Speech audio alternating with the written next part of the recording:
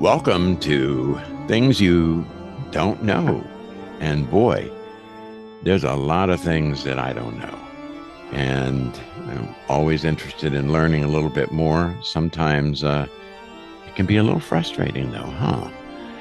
Anyhow, in this episode, we're going to take a trip into the shadows of history, in a sense.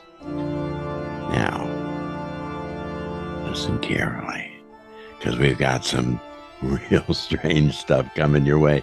We're going to look at unsolved murders, like the Zodiac Killer, Jack the Ripper, and Tylenol murders, and maybe take a little dive into the mysterious death of Edgar Allen Poe.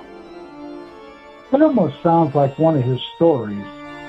But as you said, Dr. Weaver, tonight we're stepping into a much darker, murky world, the realm of these unsolved murders. And these are stories that don't seem to be easily solved. Been almost 2 centuries since Poe's death, and we're still thinking about it.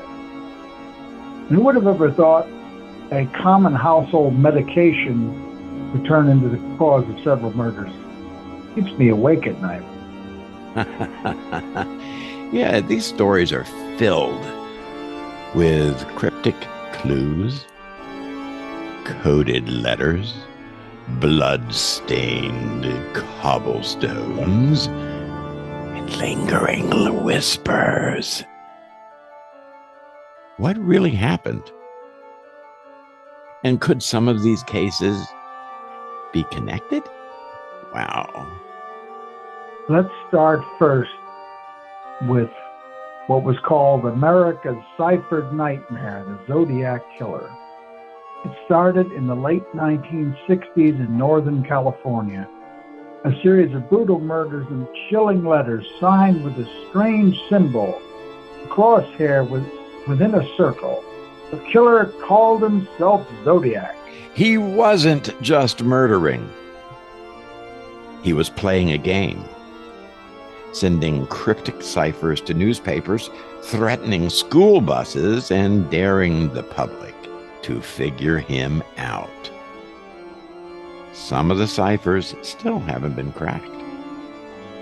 5 confirmed murders, as many as 37 more claimed. Victims were shot or stabbed in secluded areas, and then, my friends, the taunting letters would follow. You know, in 2020, one of the Zodiac ciphers, called the 340 cipher, was finally decoded. It read, "I hope you're having lots of fun in trying to reach me. I'm not afraid of the gas chamber." Many suspected names came forward. Arthur Leigh Allen, Rick Marshall, to mention only 2, but nothing ever stuck. No fingerprints, no arrests. The Zodiac disappeared like a ghost. Could the Zodiac have stopped killing? I kind of doubt that, because serial killers like that don't just stop. Or Did he change locations? Maybe he even changed identities. Maybe somebody got close to discovering who he was and what was happening. And so he said, okay, time to move on a little bit. Go some other places, do some other things, because there's been a lot of other unsolved murders too. I don't know if we will ever know. Let's jump back nearly a century earlier, 1888, London, in the United Kingdom at the height of the British Empire. A dense fog clings to the gaslit alleys of Whitechapel. 5 women are brutally murdered with what seems like surgical precision. The press dubbed him Jack the Ripper, the world's first media-driven serial killer. What do I mean by that? Well, it was so publicized and so, I guess, romanticized, fantasized, whatever, and published in so many different ways in the media that it took on a special kind of life and momentum of its own. His victims, Mary Ann Nichols, Annie Chapman, Elizabeth Stride, Catherine Eddowes, Mary Jane Kelly. His methods were pretty gruesome. Organ removal, throat slashing, messages scrawled in chalk. Letters began arriving to the police and the newspapers, signed "From Hell," mocking police efforts. But then it vanished. But here's where it gets really weird. As if killing and gruesomely killing all of these other people wasn't weird enough. A series of eerily similar murders occurred in the United States shortly after that time, particularly in New York and Chicago. In 1891, a woman in New York was murdered in a strikingly Ripper-like fashion. The case was even dubbed the American Ripper. Now, see, the interesting thing here is that is a real theory that he moved from the old world, England, to the new world, the United States, and continued his jolly little spree. In 2017, a History Channel docu-series suggested Dr. H.H. Holmes, the famous Devil in the White City killer in Chicago during the Columbian Exposition in 1893, could have been Jack the Ripper, citing travel logs and very similar methods. It's controversial, but the overlap is chilling. You know, there are some things that we just don't need to share. And having Jack the Ripper come here is certainly one of them. Now let's talk about someone you wouldn't expect in a murder mystery, because he is the victim. Edgar Allan Poe, the master of the macabre, found delirious and dying on the streets of Baltimore in 1849, wearing someone else's clothes and repeating one word: Reynolds. You know, there's no official cause of death for Poe. It's been speculated. Rabies, alcohol poisoning, murder, cooping. What the heck is cooping? What is it? Well, cooping was a form of voter fraud where victims were kidnapped, drugged, and forced to vote multiple times in different disguises. Gee, wonder how long it'll be before some of our present coterie of politicians lodge onto that and start doing that. Interesting. Now, let me put on my historian's hat for a minute here.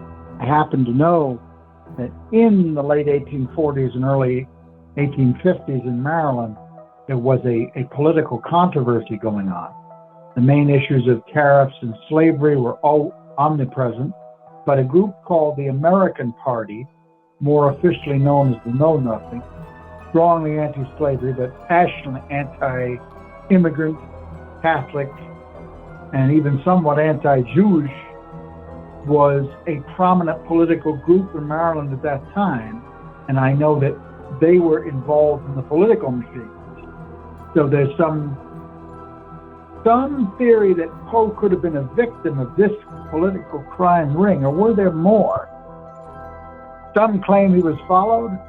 Others point to enemies he had within the literary world, or a secret affair gone wrong. We remember Poe married his cousin, who was 14 years old when they got married. He was no stranger to sexual freedom shows. There's even a theory that Poe may have been trying to expose corruption or coded messages in his writing. Maybe his death wasn't so random at all. Indeed, because he actually was involved in a lot of different kinds of things. Of course, it's not widely recognized that Poe didn't just write books. What else did he do? He was involved in the newspaper business, right, Dr. Dane? Absolutely. And magazines. And he was involved in a lot of other kind of intricacies there too. I think it's my personal opinion, without proof, is that he was getting close to revealing some things that some people didn't want to be revealed. It almost sounds like Edward Snowden or Daniel Ellsberg in our time. So I agree with you there. Yeah. So what do these three stories have in common? Each shrouded in mystery.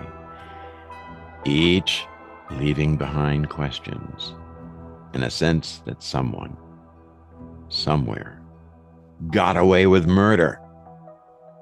All too familiar, I'm sorry to say.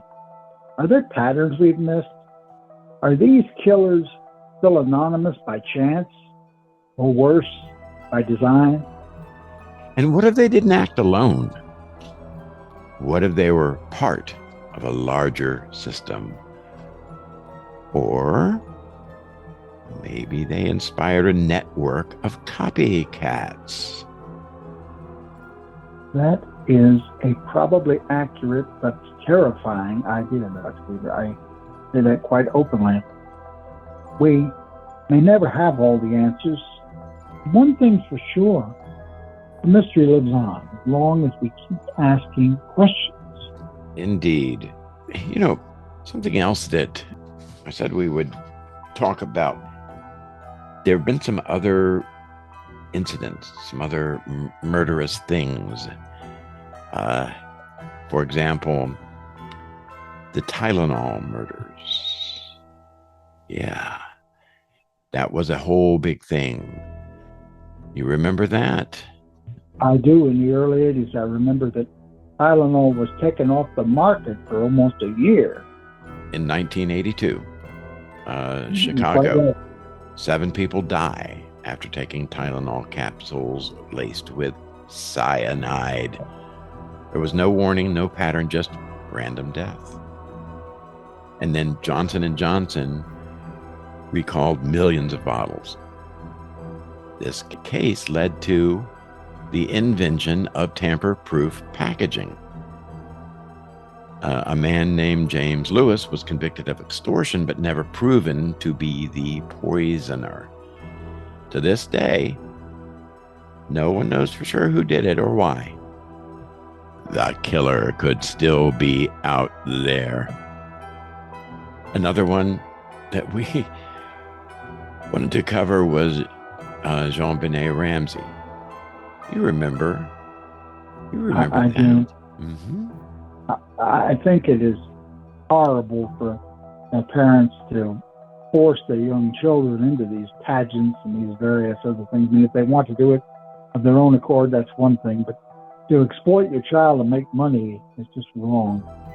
Well, just to freshen everyone's memory, in 1996 in Boulder, Colorado, 6-year-old beauty queen Jon Benet Ramsey is found murdered in her basement hours after a bizarre ransom note is discovered.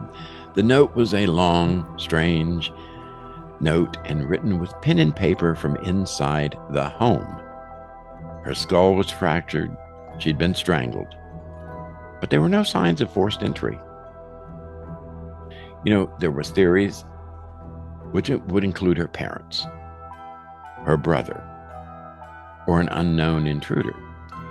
DNA found on her clothes didn't match the family, but suspicion has never left them. You know, and there was a lot of media coverage and lawsuits and documentaries, but no one has been charged. I guess it's just going to fade into nothing. And this poor child, she's the one who paid. Sad. Well, listen, we're going to close this session now. We want to thank you for joining us. We're going to sort of widen some of our scope of some of our episodes, and we'd love to get your comments on that. Comments, questions, you know, of course, we'd love for you to subscribe. And by the way, that doesn't cost anything, and you're not going to be bombarded with spam or any of that kind of crap. And we don't knock on people's doors in the middle of the night, we promise. But, yeah. So, as Dr. Weaver said, folks, give us a comment, a like, a suggestion. We really enjoy working on these podcasts. It's been a labor of love, and I'm deeply grateful to Dr. Weaver and some of my other compatriots that participated in the past. It means a lot. In my earliest youth, I enjoyed talking about these sort of things. So now I can talk to people who haven't heard my stories 150 times. Yeah, there you go. All right. Well, for now, then, we will sign off. Goodbye. Goodbye, everyone.